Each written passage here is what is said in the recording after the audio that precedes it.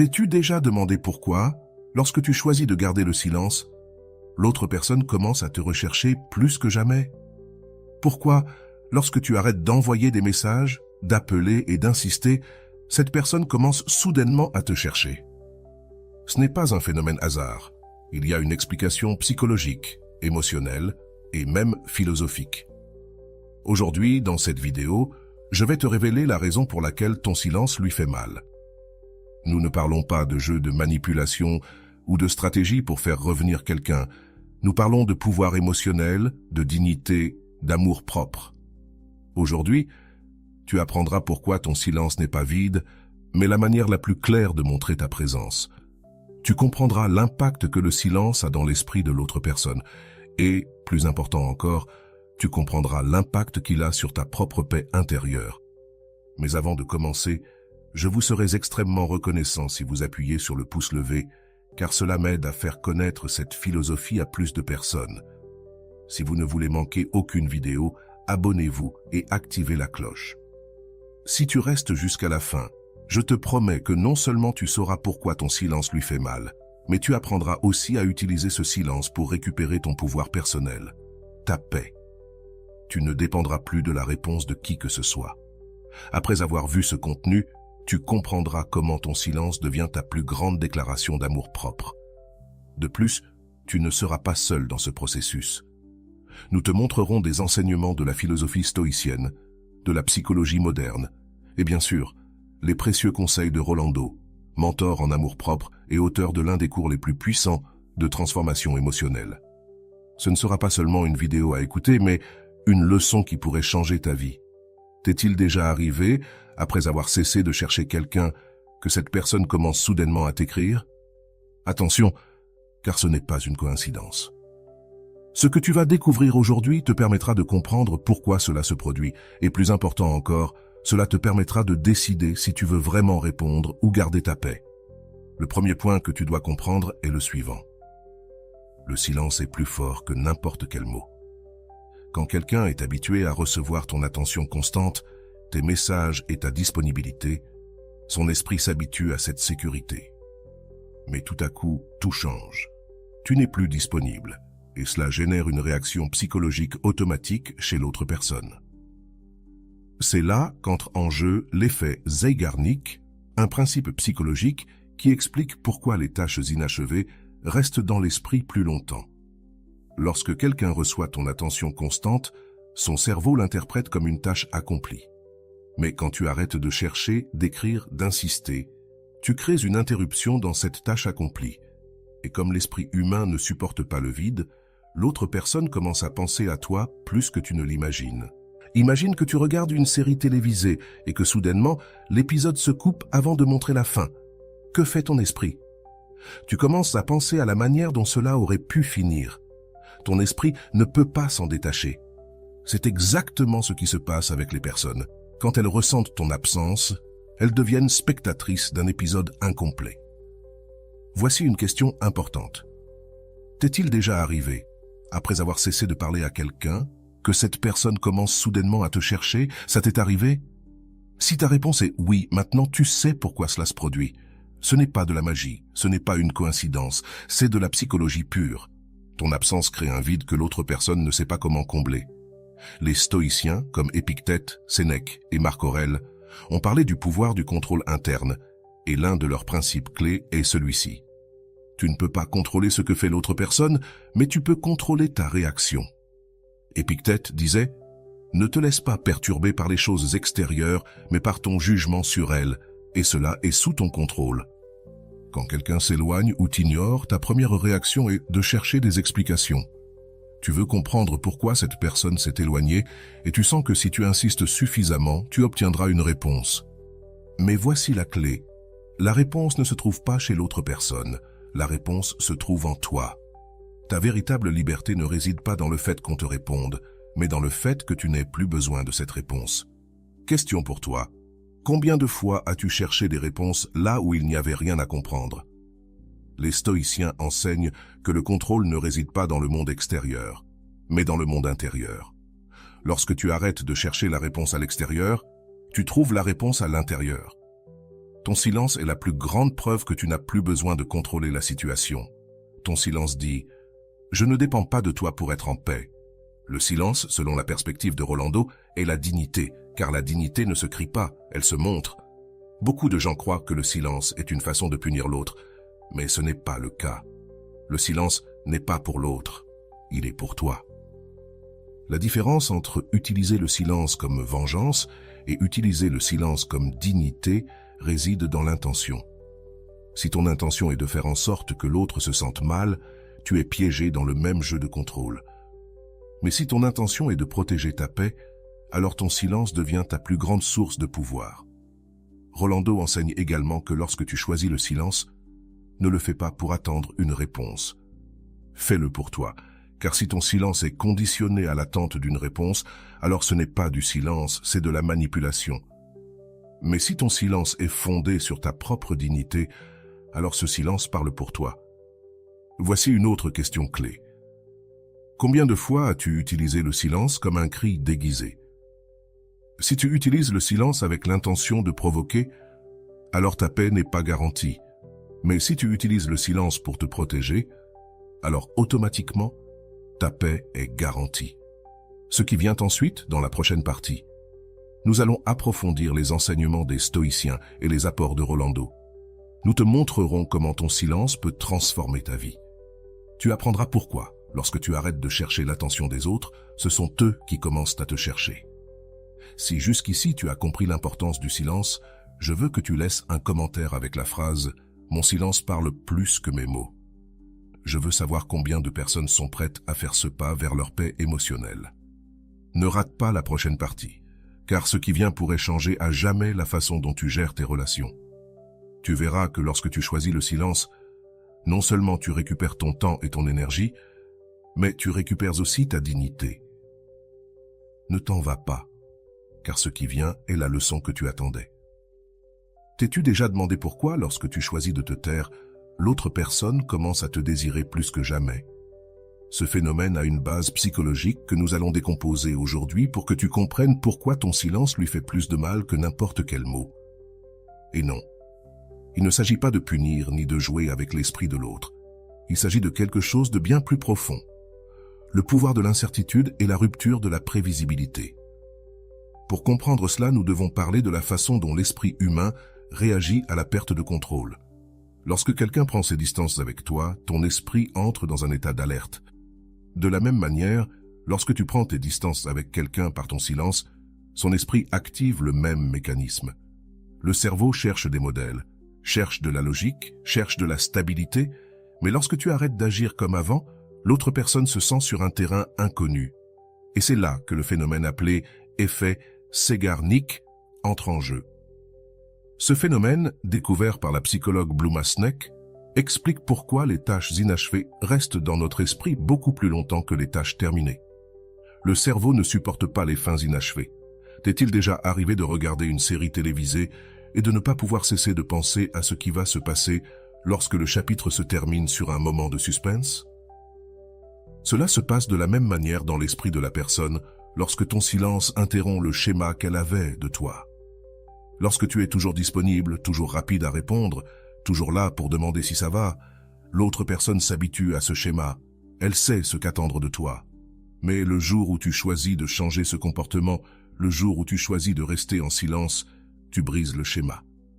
Et c'est ici que quelque chose d'intéressant se produit. L'autre personne commence à se demander ce qui se passe. Elle ne le fera pas immédiatement car au début, elle peut penser que tu es simplement occupé. Mais au fil des heures ou des jours, l'esprit commence à activer une alarme interne. Quelque chose ne va pas. Pourquoi son silence lui fait-il mal? Parce que son esprit ne supporte pas l'incertitude. Et voici le point clé. L'incertitude fait plus mal que la certitude. Lorsque quelqu'un sait que tu ne seras plus là, l'esprit l'assimile, l'accepte et s'adapte.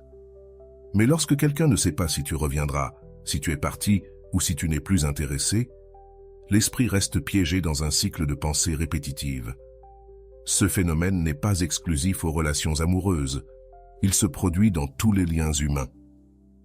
Lorsqu'une personne proche change de comportement, l'esprit de l'autre se met en alerte, cherchant à comprendre la nouvelle situation. C'est pour cela que le silence fait mal. Ce n'est pas l'absence de mots, c'est la présence du mystère. Le silence, selon la philosophie stoïcienne, les stoïciens, en particulier Épictète et Marc Aurèle, ont parlé de l'importance de contrôler ce qui est sous ton pouvoir. Et l'une des choses qui a toujours été sous ton contrôle, c'est ta réaction. Lorsque tu choisis le silence, ce n'est pas pour l'autre personne, c'est pour toi. Épictète disait « Ce n'est pas ce qui t'arrive qui te perturbe, mais la façon dont tu juges ce qui t'arrive. » Cela signifie que si quelqu'un t'ignore ou s'éloigne, ce qui te fait vraiment mal, ce n'est pas l'absence de la personne, mais la signification que tu donnes à cette absence. Ton esprit interprète le silence de l'autre personne comme un rejet, un abandon ou de l'indifférence. Mais que se passerait-il si tu choisissais de ne rien interpréter? Lorsque tu choisis le silence, tu changes les règles du jeu. Tu ne cherches plus à interpréter la situation. Tu ne cherches plus à comprendre l'autre, ni à le justifier, ni à l'expliquer. Tu choisis simplement de ne pas participer, non pas parce que tu es froid ou détaché, mais parce que tu comprends que ta paix ne peut pas dépendre de ce que l'autre fait ou ne fait pas. Sénèque, un autre grand stoïcien, écrivait « Si quelqu'un te fait du mal, ce n'est pas parce qu'on t'a fait du mal, mais parce que tu as permis que cela t'affecte. » Lorsque quelqu'un s'éloigne de toi et que tu choisis de le poursuivre, tu dis « Ma paix dépend de ton retour. » Mais lorsque quelqu'un s'éloigne et que tu choisis le silence, tu dis « Ma paix n'est pas négociable. » Et voici la grande question. Combien de fois as-tu permis que ta paix dépende de l'attention de quelqu'un d'autre? Le silence, selon Rolando, mentor en amour-propre et expert en gestion émotionnelle, enseigne quelque chose de crucial. N'utilise pas le silence comme une punition, utilise-le comme de la dignité. Beaucoup de gens commettent l'erreur de penser que le silence est une manière de donner une leçon à l'autre personne. Mais lorsque tu fais cela, tu restes piégé dans la dynamique du contrôle. Tu veux contrôler comment l'autre se sent. Tu veux contrôler sa réaction. Le silence que Rolando enseigne est différent. C'est un silence pour toi. Ce n'est pas un silence qui cherche à faire se sentir mal l'autre, mais un silence qui cherche à ce que tu sois en paix. Et pour parvenir à cela, il faut arrêter de courir après des réponses, d'arrêter de chercher des explications, d'arrêter de courir après ceux qui ne s'arrêtent pas pour toi. Rolando dit « Il n'y a rien de plus fort que quelqu'un qui choisit de ne pas réagir. Parce que la véritable force n'est pas dans la réponse, elle est dans la paix intérieure. » La différence entre silence et punition, le silence n'a rien à voir avec la vengeance, il s'agit de dignité. La différence entre les deux réside dans l'intention. Si tu choisis le silence en espérant que l'autre souffre, alors tu restes piégé dans la même dynamique. Mais si tu choisis le silence pour protéger ta paix, alors le véritable pouvoir est entre tes mains. Et voici une autre réflexion. Quelle différence y a-t-il entre ne pas parler parce que tu ne veux pas et ne pas parler parce que tu attends quelque chose? Si tu choisis de ne pas parler dans l'espoir que l'autre réagisse, alors ton silence n'est pas libre, c'est un cri. Mais si tu choisis de ne pas parler parce que ta paix n'est pas négociable, alors ton silence devient ta plus grande source de pouvoir. Ce qui suit, dans la prochaine partie, nous allons approfondir comment tu peux appliquer ce pouvoir du silence dans ta vie quotidienne et tu verras comment, lorsque tu choisis de ne pas participer au jeu émotionnel, l'autre personne commence à remarquer ton absence. Non pas parce que tu l'obliges, mais parce que son esprit ne supporte pas le vide. Ne continue pas d'attendre des réponses des autres. Deviens la réponse que tu cherches toi-même. Ne manque pas la prochaine partie, car ce qui va suivre pourrait changer la manière dont tu gères tes relations pour toujours. Tu verras comment, lorsque tu choisis le silence, tu récupères non seulement ton temps et ton énergie, mais aussi ta dignité. Lorsque tu choisis de garder le silence, quelque chose change, non seulement en toi, mais aussi en l'autre personne. Le silence est une rupture dans la continuité du comportement attendu. Avant, c'était toi qui cherchais, qui écrivais en premier, qui était toujours disponible.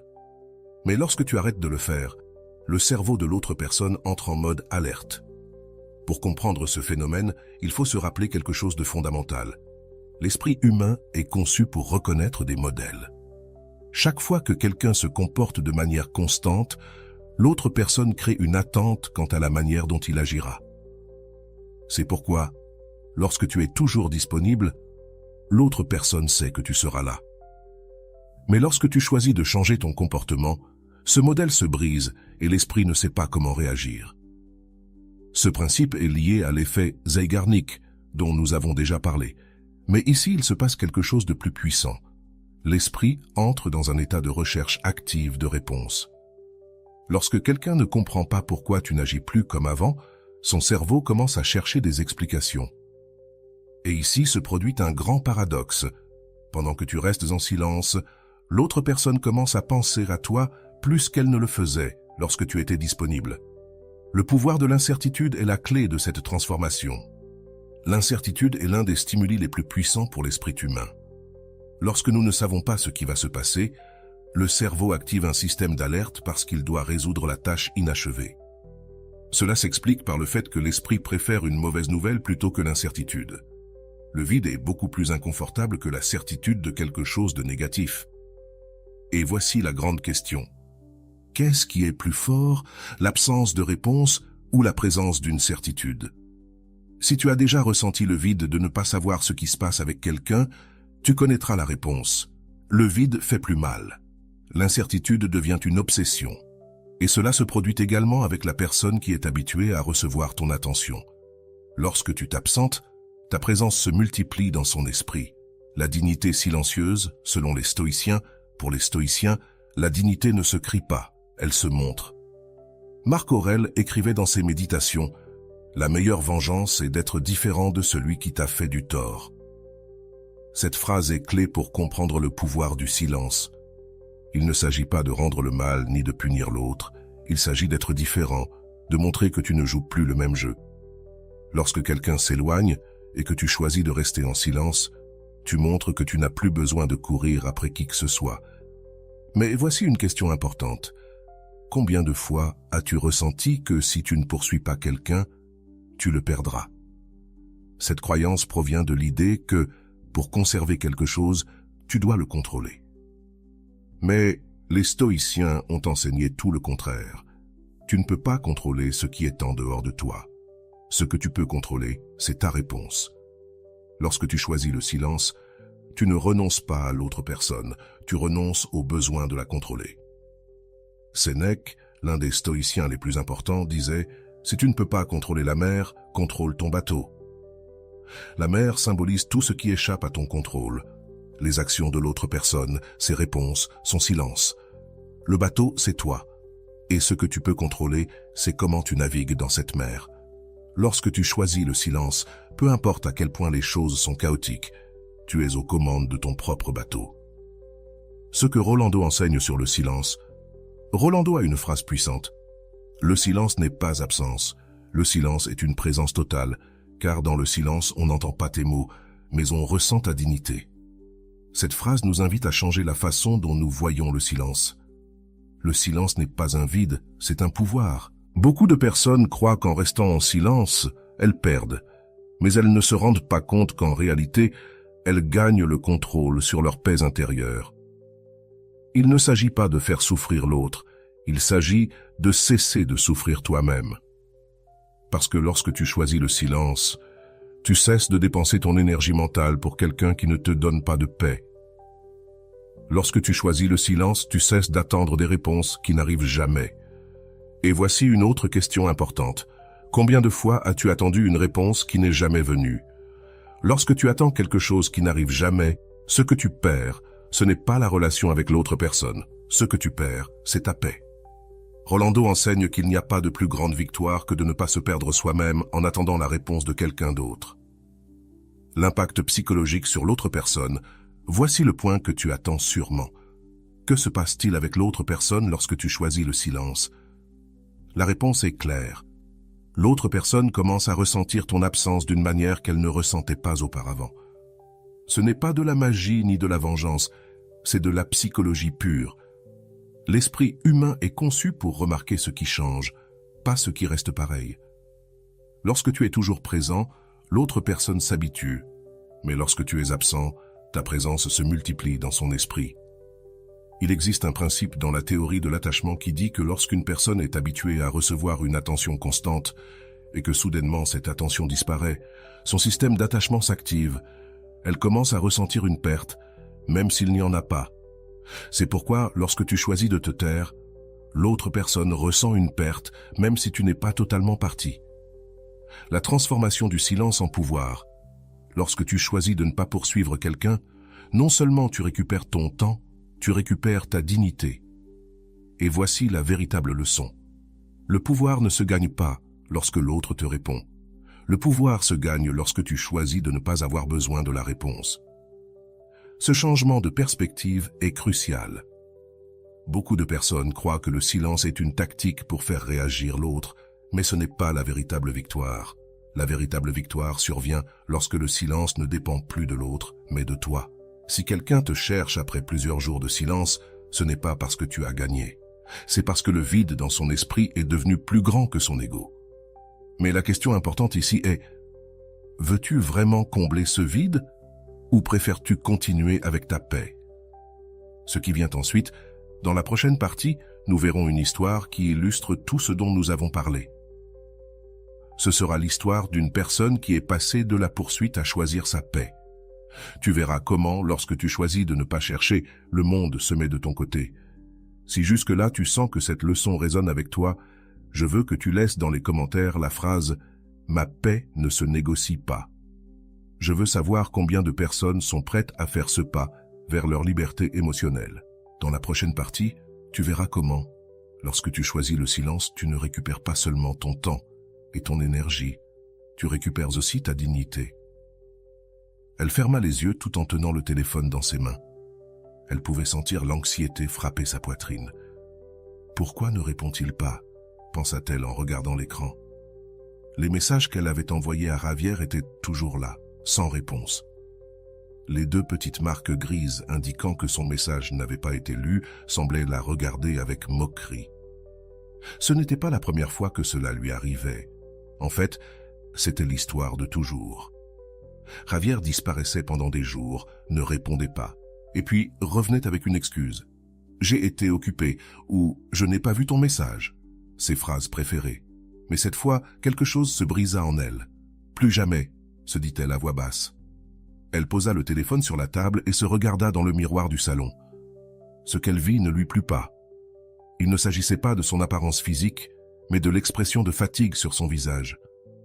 Elle était épuisée, fatiguée d'attendre, de vérifier le téléphone toutes les 5 minutes, de se demander si elle avait fait quelque chose de mal. Elle en avait assez de l'incertitude. Ce soir-là, elle décida de faire quelque chose qu'elle n'avait jamais fait auparavant. Elle ne lui enverrait plus de messages, elle se le promit. S'il veut me chercher, qu'il me cherche. Mais moi je ne vais courir après personne. Ce ne fut pas facile. Les premiers jours furent les plus difficiles. Son esprit lui disait qu'elle devait lui écrire, qu'il attendait peut-être un signe de sa part. Mais cette fois, elle résista. Elle se souvint des mots de Rolando, qu'elle avait entendus dans une de ses vidéos. Le silence n'est pas une punition. Le silence est dignité, parce que la dignité ne se crie pas, elle se montre. Elle laissa cette phrase s'ancrer dans son esprit. Ce n'était pas une punition pour Javier, c'était un signe de dignité envers elle-même. Il ne s'agissait pas de gagner contre Javier, mais de reprendre le contrôle de sa propre paix. Les jours passèrent et, à sa surprise, le monde ne s'effondra pas. Son anxiété, qui au début était insupportable, commença à diminuer. Elle ne vérifiait plus son téléphone aussi fréquemment. Elle ne ressentait plus ce besoin constant de voir si Javier avait répondu. Pour la première fois, elle commença à se sentir libre. Le silence ne fut pas facile, mais chaque jour qui passait, elle se sentait plus forte. Elle commença à remarquer des choses qu'elle ne voyait pas avant. Elle se rendit compte que, lorsqu'elle ne poursuivait pas Javier, son esprit avait de l'espace pour d'autres choses. Elle se remit à peindre, une activité qu'elle n'avait pas pratiquée depuis des mois. Elle reprit ses lectures, s'inscrivit à un cours de yoga et pour la première fois, son monde ne tournait plus autour d'une notification WhatsApp. Mais comme cela arrive souvent dans ce genre d'histoire, Javier remarqua son absence. Un après-midi, alors qu'elle sortait de son cours de yoga, Sofia sentit la vibration de son téléphone. Elle regarda l'écran et vit le nom de Javier. « Sérieusement, pensa-t-elle. Après 6 jours sans rien dire, maintenant il veut savoir ce que je fais. » Elle n'ouvrit pas immédiatement le message. Avant, elle aurait couru pour répondre, aurait ressenti l'impulsion de saisir l'occasion pour recommencer à lui parler. Mais cette fois, ce fut différent. Cette fois, elle se rendit compte de quelque chose d'important. Elle n'avait plus besoin de cette conversation. Au lieu de répondre, elle rentra chez elle, se prépara un dîner léger, se mit un masque facial et s'assit pour regarder sa série préférée. Le téléphone était toujours là, avec la notification de Javier. Mais cette fois, ce n'était pas une priorité. La nuit arriva et, avant de s'endormir, elle regarda à nouveau l'écran. Son cœur ne battait plus avec anxiété. Elle ne ressentait plus l'impulsion d'ouvrir le message comme avant. Elle décida de s'écouter elle-même et se dit « Aujourd'hui, non. Demain, je verrai si je veux répondre. » Et ce fut le premier grand non. Ce n'était pas pour Javier, c'était pour Sofia. Elle se coucha et, pour la première fois depuis longtemps, elle dormit paisiblement. Le lendemain matin, elle se réveilla en se sentant bien. Elle prépara son petit déjeuner, prit son café et, en se servant, elle vit la notification de Javier. Elle était toujours là, attendant qu'elle l'ouvre. Elle s'assit à la table et, cette fois, décida d'écouter le message vocal. « Salut Sophie, tout va bien ? Je te trouve un peu distante, il se passe quelque chose ?» dit Javier avec une voix calme, mais aussi un peu confuse. « Il se passe quelque chose ?» pensa Sofia en roulant des yeux. « Oui, bien sûr qu'il se passe quelque chose. Le problème, c'est que je n'étais plus là. » Prête à poursuivre quelqu'un qui l'ignorait, elle aurait pu lui répondre « Bien sûr », lui dire qu'elle allait bien, que ce n'était rien. Mais pourquoi le faire? Pourquoi avoir eu cette conversation qu'elle avait déjà eue tant de fois auparavant? Cette fois, elle a choisi de faire quelque chose de différent. Elle n'a pas répondu. Le silence a été sa réponse. Ce jour-là, elle est allée travailler avec un sentiment de pouvoir qu'elle n'avait jamais ressenti auparavant. Ce n'était pas du pouvoir sur Javier, c'était du pouvoir sur elle-même. Elle n'avait plus l'urgence de clarifier les choses. Elle n'avait plus à justifier son silence. Son silence ne nécessitait aucune justification. Au travail, sa collègue Martha remarqua son changement. « Hé, Sofia, je te trouve différente. Qu'est-ce qui se passe ?» lui demanda-t-elle. « Rien, c'est juste que cette fois, j'ai décidé de ne courir après personne. » Martha sourit et lui répondit « Tu devrais enseigner ça, parce que beaucoup d'entre nous courent derrière ceux qui ne s'arrêtent même pas. » Cette phrase la fit réfléchir. Combien de fois avait-elle couru après Javier sans qu'il ne s'arrête une seule fois? Cette fois, c'était différent. Cette fois, elle ne courait pas, elle marchait à son propre rythme. Le retour de Javier, 2 jours plus tard. Le téléphone de Sofia sonna de nouveau. C'était Javier, pas un message texte. Cette fois, un appel direct. Elle regarda l'écran quelques secondes, le cœur battant fort. Allait-elle répondre? Non, cette fois, elle resta là à regarder le téléphone jusqu'à ce qu'il cesse de sonner. Quelques minutes plus tard, un message arriva. « Pourquoi tu ne réponds pas? Avant, tu n'étais pas comme ça. » Exact, avant, elle n'était pas comme ça. Avant, elle courait répondre, se justifiait, expliquait sa vie comme si c'était un juge qui devait l'approuver. Mais plus maintenant. Elle s'allongea sur le canapé et pensa à ce que dirait Rolando. Si tu dois justifier ton silence, alors ce n'est pas du silence, c'est de la peur. Cette fois, elle n'eut pas le besoin de justifier quoi que ce soit. Elle ne répondit pas au message, ne prit pas l'appel. Et pour la première fois, elle ressentit un calme qu'elle n'avait jamais connu auparavant. Sa paix ne dépendait plus d'un appel. Le premier grand pas de Sofia ne consistait pas à faire en sorte que Javier la cherche, mais à cesser de se chercher à travers l'attention de Javier. Ce n'était pas un jeu de « qui gagne », car cette fois, la seule victoire qui comptait était la paix intérieure de Sofia. Les jours passèrent, et l'absence de Javier ne se ressentait plus comme un vide, mais comme un espace. Un espace pour elle, pour ses livres, pour ses projets, pour son bien-être. Et voici la grande question. Combien de fois as-tu confondu le vide avec l'espace? Sofia comprit la différence. Le vide fait mal, mais l'espace se savoure. Le vide te fait courir après, mais l'espace te permet de te retrouver. Dans la prochaine partie, tu verras comment Sofia affrontera l'une des plus grandes épreuves de sa transformation. Car parfois, le véritable défi ne vient pas des autres. Il vient de ne pas te trahir toi-même. Ne pars pas, car ce qui vient pourrait être la leçon la plus importante que tu aies jamais reçue. Tu verras comment, quand tu cesses de poursuivre, tu ne retrouves pas seulement ta dignité, tu retrouves aussi ta liberté émotionnelle. Ce qui vient pourrait être la leçon que tu attendais depuis si longtemps. Jour 10. Le soleil se faufilait à travers les rideaux de la chambre de Sofia. Les rayons de lumière éclairaient doucement la pièce, mais cette fois, ce n'était pas le soleil qui l'avait réveillée, mais le bruit de son téléphone vibrant de manière insistante. Avec les yeux mi-clos, elle tendit la main pour prendre le téléphone sur la table de chevet. Sur l'écran apparut un homme familier, Javier. Cette fois, ce n'était pas un message, mais un appel direct. Elle regarda l'écran, sachant qu'auparavant, elle aurait répondu sans hésiter. Mais cette fois, quelque chose en elle avait changé. « Non », murmura-t-elle en regardant l'écran clignoter jusqu'à ce que l'appel se termine. Sofia ne ressent ni anxiété, ni besoin de justifier sa décision. Pour la première fois, elle ne sentit pas qu'elle perdait quelque chose. Elle laissa le téléphone face contre table, se leva du lit et alla se préparer un café. L'arôme du café fraîchement préparé emplit la cuisine et, pendant qu'elle remuait la cuillère de sucre, une notification sonna. Elle n'eut pas besoin de regarder pour savoir que c'était Javier. Elle resta un moment silencieuse, regardant la vapeur qui s'échappait de sa tasse. Elle n'avait plus de précipitation. Avant, elle aurait couru voir le message, mais cette fois, elle décida de prendre son temps. Une fois qu'elle eut terminé son café, elle s'approcha du téléphone. Un nouveau message de Javier. « Je ne comprends pas pourquoi tu es comme ça.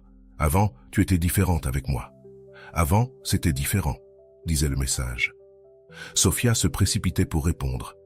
Elle avait peur qu'on l'oublie, mais maintenant elle comprenait quelque chose d'important. Celui qui craint d'être oublié s'oublie lui-même. Elle s'allongea sur le canapé, regardant le plafond, tandis que les mots de Rolando lui revenaient à l'esprit. L'amour-propre ne se construit pas en poursuivant les autres. Il se construit lorsque tu cesses de te poursuivre toi-même. Ce jour-là fut crucial pour Sofia, car pour la première fois, elle comprit que son silence n'était pas une stratégie pour que Javier la recherche. Son silence était son refuge. Elle n'avait pas besoin d'expliquer son absence. Elle n'avait pas besoin de donner des raisons, car elle n'était plus disponible.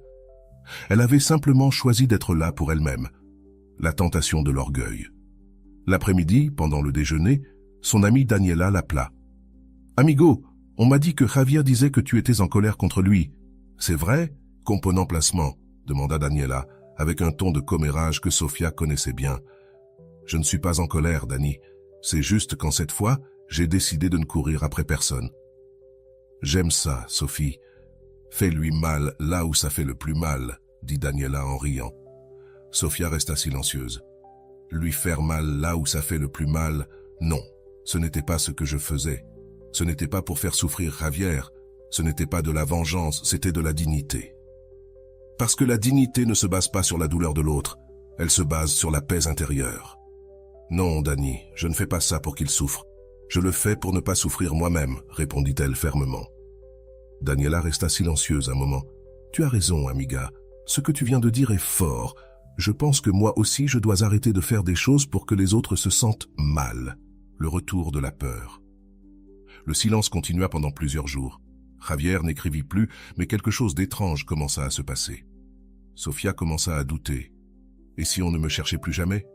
Le doute apparut comme un petit murmure, mais chaque jour qui passait, il devenait de plus en plus fort. Par le passé, ce doute aurait été suffisant pour briser son silence. Elle aurait envoyé un message pour savoir comment il allait. Mais cette fois, Sofia décida d'affronter le doute de face. Elle s'assit sur son lit, ferma les yeux et respira profondément. « S'il ne me cherche pas, ce n'est pas grave. Je n'ai pas besoin d'être recherchée pour savoir que je vaux la peine, » se dit-elle avec conviction. Les mots d'Épictète lui vinrent à l'esprit. Ce ne sont pas les choses qui nous perturbent, mais les idées que nous avons à leur sujet.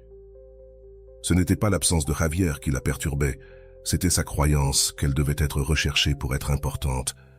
Et voici la grande leçon qu'elle était en train d'apprendre. L'amour propre ne se construit pas quand quelqu'un te cherche. Il se construit quand tu décides de ne courir après personne. L'impact du silence. Le 15e jour, quelque chose changea.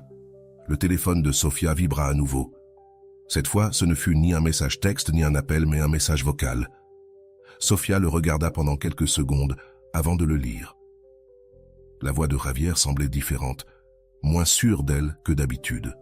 « Sophie, j'ai beaucoup réfléchi et je crois que tu as raison. Je n'ai pas été juste avec toi. Je me suis rendu compte que je t'ai ignoré et je ne veux pas que tu penses que tu n'as pas d'importance. » Sofia pensa « C'est vrai », tout en esquissant un petit sourire. Mais cette fois, elle ne ressentit pas l'impulsion de répondre immédiatement. Elle n'était plus la même Sofia. Elle prit son temps, laissa passer la journée et ne répondit pas. Le lendemain, elle écouta à nouveau le message vocal. Sa réaction était différente. Elle ne ressentit plus le besoin de justifier son silence, ni de saisir l'opportunité de capter l'attention de Javier, car elle n'en avait plus besoin. Le pouvoir de la décision.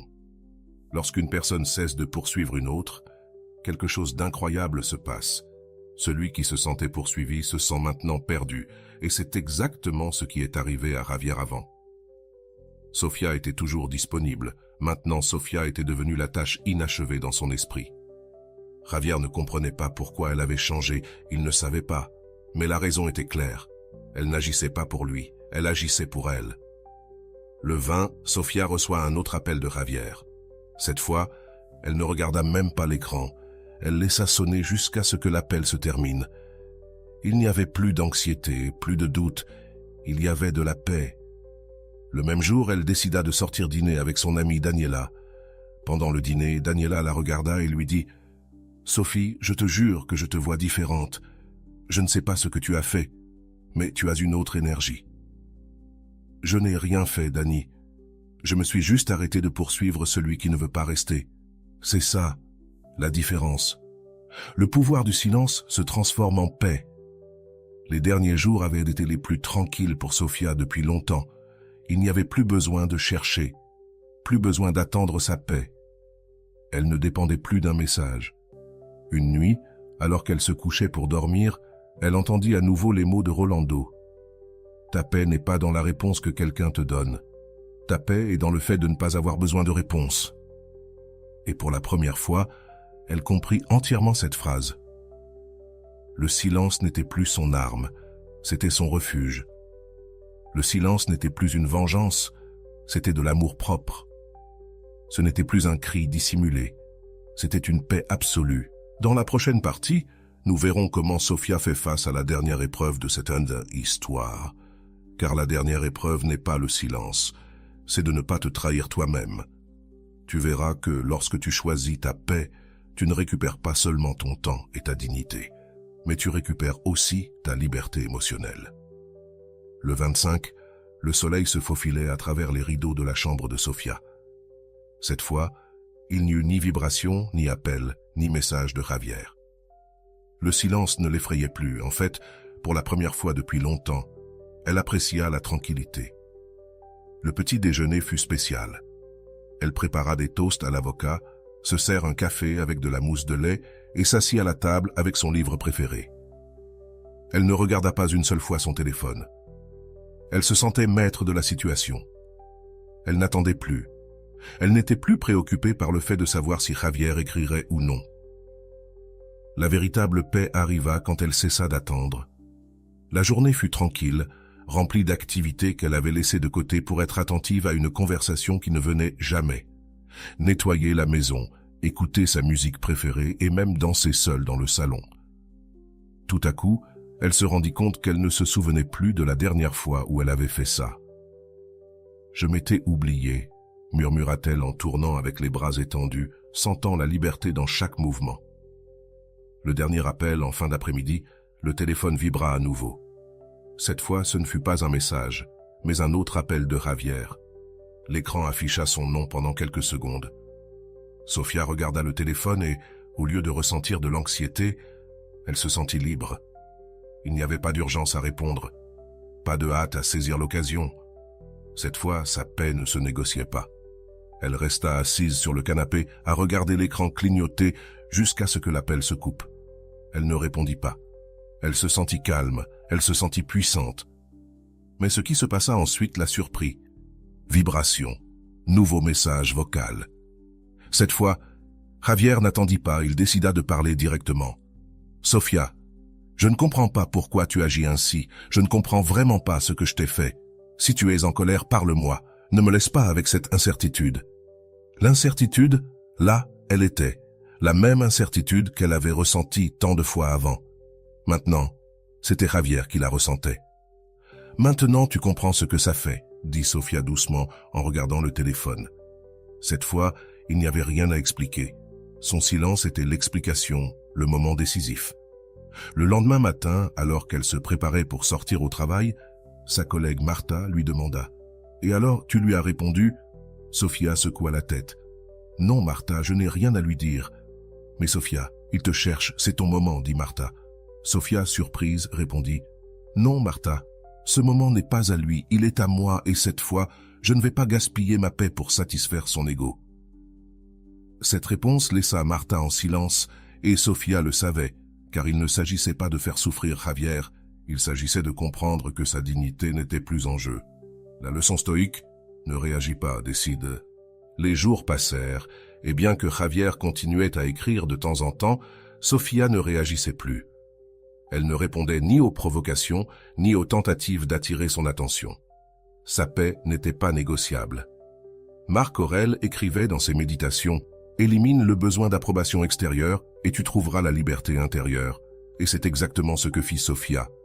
Elle ne jouait pas à être difficile, elle ne punissait pas Javier, elle se libérait elle-même. Elle comprit que tant qu'elle aurait besoin de l'attention de Javier pour se sentir bien, elle ne serait jamais libre. Son silence n'était pas vide, il était liberté. Un jour, en rentrant du travail, son téléphone vibra à nouveau. Elle ne s'attendait à aucun message, mais il était là. Cette fois, Javier avait envoyé un texto, pas un message vocal. « J'ai beaucoup réfléchi. Pardonne-moi si je t'ai fait sentir ignoré. Je ne voulais pas te faire de mal. Parlons, s'il te plaît, juste un moment. » Sofia ressentit l'ancienne impulsion de répondre. La partie d'elle qui se souvenait des anciennes dynamiques voulait répondre, voulait tout lui expliquer, lui dire comment elle s'était sentie toutes ces fois où il l'avait ignorée. Mais elle ne le fit pas. Au lieu de cela, elle se posa une question clé. Qu'est-ce que cela m'apportera de répondre? Plus de questions. La réponse était claire. Sa paix ne dépendait plus de Javier. Sa paix ne pouvait pas être négociée. Elle ne pouvait pas l'abandonner pour une conversation qui, au fond, ne changerait rien. Le dernier jour de l'histoire de Sofia, le jour 30, marquait la fin de sa transformation. 1 mois s'était écoulé depuis la dernière fois qu'elle avait cherché Javier. 1 mois depuis qu'elle avait décidé de choisir sa paix plutôt que son anxiété. Ce matin-là, elle se réveilla avec un sentiment de calme absolu. Elle ne se demanda pas si Javier lui avait écrit, elle ne vérifiait pas son téléphone avec urgence. Son esprit était tranquille. Le silence n'était plus une stratégie pour être recherché, il était devenu son foyer.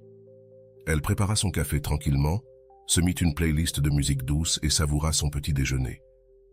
Il n'y avait ni urgence, ni anxiété, ni doute. Elle savait que la vraie paix ne venait pas lorsque quelqu'un te cherche, elle venait lorsque tu n'avais plus besoin d'être cherché. Ce soir-là, alors qu'elle regardait des vidéos sur YouTube, une vidéo recommandée de Rolando apparut. Elle décida de le regarder. La phrase initiale du vidéo la frappa profondément. Quand tu arrêtes de chercher à l'extérieur ce que tu ne peux trouver qu'à l'intérieur, le monde cesse de te contrôler. Sofia sourit, car maintenant elle comprenait ces mots. Avant, elle ne les avait pas entièrement compris, mais maintenant, chaque mot avait du sens. Ce n'était pas une question de Javier. Ce n'était jamais une question de Javier. C'était une question d'elle-même. Il s'agissait de ne pas permettre à sa dignité de dépendre d'une réponse. Il s'agissait de ne pas se trahir elle-même. La leçon finale, l'histoire de Sofia n'est pas celle de comment faire en sorte que quelqu'un te cherche, c'est l'histoire de comment ne plus se chercher soi-même dans l'attention des autres. Son silence n'était pas une stratégie de manipulation, c'était une déclaration d'amour-propre. Parce que le silence ne crie pas, mais il se ressent. La plus grande leçon que Sofia a appris fut celle-ci. Je n'ai pas besoin qu'on me cherche pour savoir que je vaux la peine. Et cette leçon changea tout. Si cette histoire a résonné en toi, je veux que tu laisses la phrase « Mon silence n'est pas une absence, c'est de la dignité ». Je veux voir combien de personnes sont prêtes à faire ce pas vers leur paix émotionnelle. L'histoire de Sofia est le reflet d'une situation que beaucoup de personnes ont vécue. La recherche désespérée d'attention, l'anxiété d'être remarqué et l'attente de réponses qui n'arrivent jamais. Mais au lieu d'être une histoire de défaite, c'est une histoire de transformation, d'amour propre et de dignité émotionnelle. Dès le début, Sofia était piégée dans une dynamique avec la psychologie de l'attachement. La théorie de l'attachement de John Bowlby nous dit que les personnes ayant un style d'attachement anxieux ont tendance à chercher une validation constante de ce qu'elles aiment. Lorsque l'attention de l'autre personne disparaît, le système d'alerte interne s'active, l'anxiété monte et l'esprit commence à chercher une solution. Quelle est la réponse la plus courante? Chercher, écrire, appeler et demander de l'attention. C'est exactement ce qu'il est arrivé à Sofia au début de l'histoire. Elle vérifiait constamment son téléphone en attendant une réponse de Javier. Son esprit était en mode de recherche active, essayant de résoudre l'énigme de pourquoi il ne répondait pas. Le cerveau déteste les fins non résolues. C'est là qu'intervient l'effet Zeigarnik, qui explique que les tâches inachevées restent dans l'esprit avec plus d'intensité que celles qui sont terminées. Lorsque Javier ne répondait pas, Sofia sentait que quelque chose était inachevé, et c'est pourquoi son esprit ne pouvait pas le lâcher. Le besoin de clôture la maintenait piégée, et ce même besoin est ce qui fait que beaucoup de personnes deviennent des poursuivantes émotionnelles, cherchant des réponses qui n'existent pas. L'effet de l'absence. Lorsque tu arrêtes de chercher, ils commencent à te remarquer. Le point de bascule dans l'histoire de Sofia se produit lorsqu'elle décide de ne plus écrire. Ce moment n'est pas seulement une action, c'est un changement d'état d'esprit.